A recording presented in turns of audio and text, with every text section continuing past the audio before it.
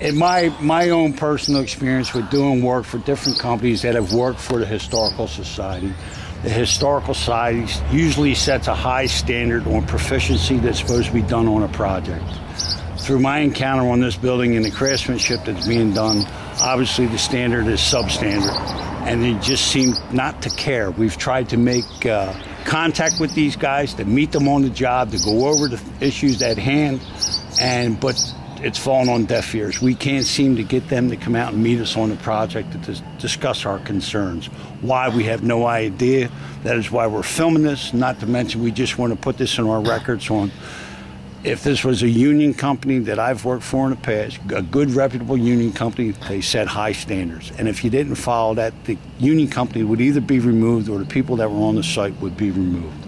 Historical Society insists that this guy, H&J Masonry, is to continue finishing this job. They see nothing wrong with the craftsmanship so far on what he's done to this building.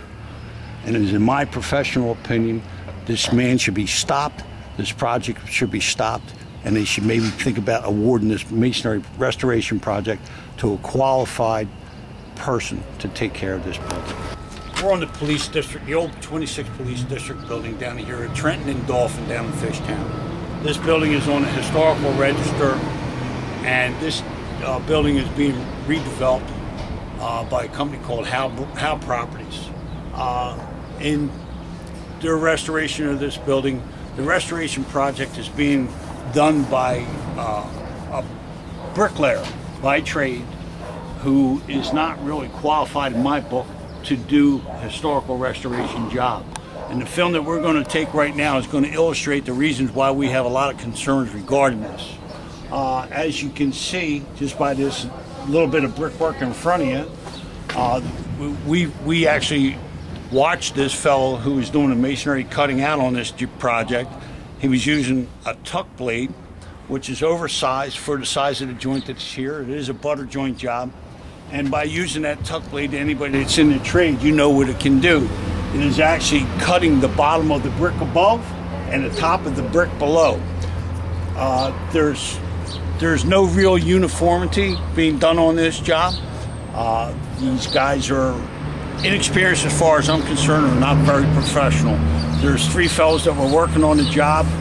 One fellow we observed, and you'll see still shots of this, that this fellow was using a tuck blade, standing on a ladder, reaching in without a guard, without a handle to control the flexibility of the blade, and was cutting out right in here. And you can see the damage that was done by him doing that with with no hearing protection and no goggles on. Anyhow, but not only is the blade too thick, by using the blade without the experience that they should have in doing so, in this cutting out, they're going through joints and they're cutting through the face of the brick, and you'll see them in other pictures that we have. They're cutting through uprights, are going right through to the brick above and below. Here, for example, is one right here, through this bell brick on the bottom. They come right up and they hit the brick above. Another one. There's just countless mistakes that are being done, and this project is supposed to be overseen by the Philadelphia Historical Society.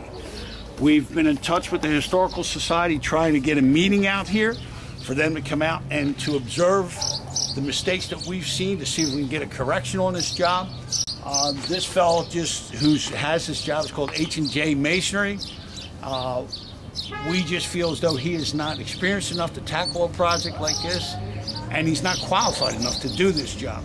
We have a lot of historical restoration contractors that are more than capable and willing to come down here and give this fellow a price, but it seems like money is dictating, or the cost of this project is dictating on who this project is being awarded to. I understand that everybody needs to do a job, but if we have a beautiful historical building like this on the register, let's try and do the best that we possibly can. This job's nowhere near being complete. We'd like to see if we can get a different contractor on here that knows what he's doing. But it's a shame they're letting him get away with doing a project like this.